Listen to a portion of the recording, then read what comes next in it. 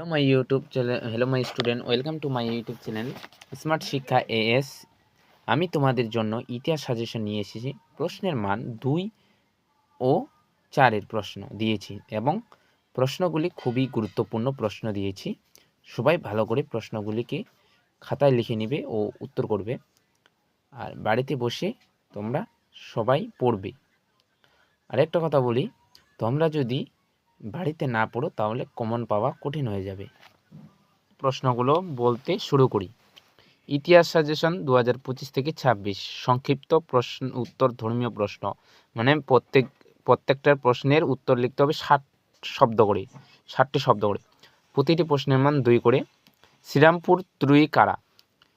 2 নম্বর, জাতীয় শিক্ষা পরিষদ কাদের উদ্যোগে গড়ে উঠেছিল? 3 নম্বর, ঔপনিবেশিক শিক্ষা ব্যবস্থা ত্রুটিপূর্ণ ছিল কেন?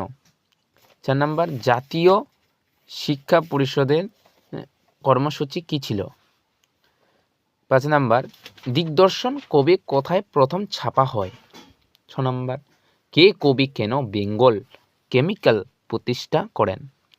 শ্রীনিকেতন কি উদ্দেশ্যে প্রতিষ্ঠিত হয়েছিল? 8 নম্বর, রবীন্দ্রনাথ ঠাকুরের মতে শিক্ষার লক্ষ্য কী?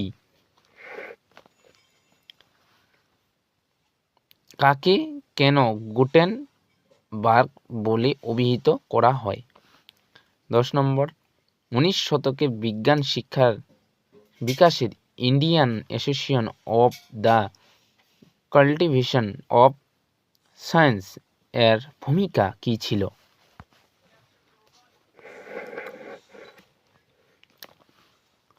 বসু বিজ্ঞান মন্দিরে কোন কোন বিষয়ে গবেষণা হতো? 12 নম্বর, বাংলায় ছাপাখানার বিকাশের পঞ্চানন কর্মকারের ভূমিকা কী ছিল? বিশ্ব ভারতী প্রতিষ্ঠার উদ্দেশ্য কী ছিল? চার্লস উইলকিনসন কে ছিলেন? বাংলার বিজ্ঞান শিক্ষার প্রসারে বসু বিজ্ঞান মন্দিরের ভূমিকা কী ছিল?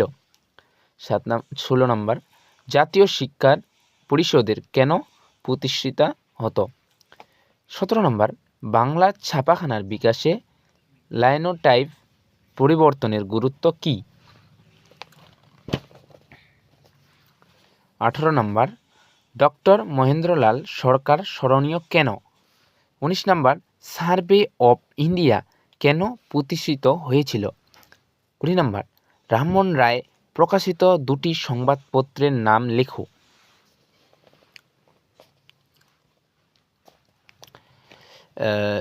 এটা হচ্ছে 2-2, মানে হচ্ছে আমি 2-2 দিয়েছি।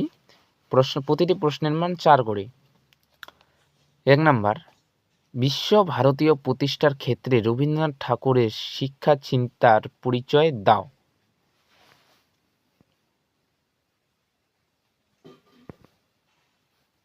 মানে পরিচয় দিতে বলেছে। 2 নম্বর, বাংলার ছাপাখানা বিকাশের গঙ্গা কিশোর ভট্টাচার্যের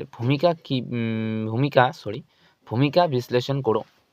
3 নম্বর, স্বদেশী আন্দোলনের জাতীয় শিক্ষা পরিষদের ভূমিকা ছিল কি ছিল? 4 নম্বর, ছাপা বই এর সঙ্গে শিক্ষা ব্যবস্থার সম্পর্কে বিশ্লেষণ করো।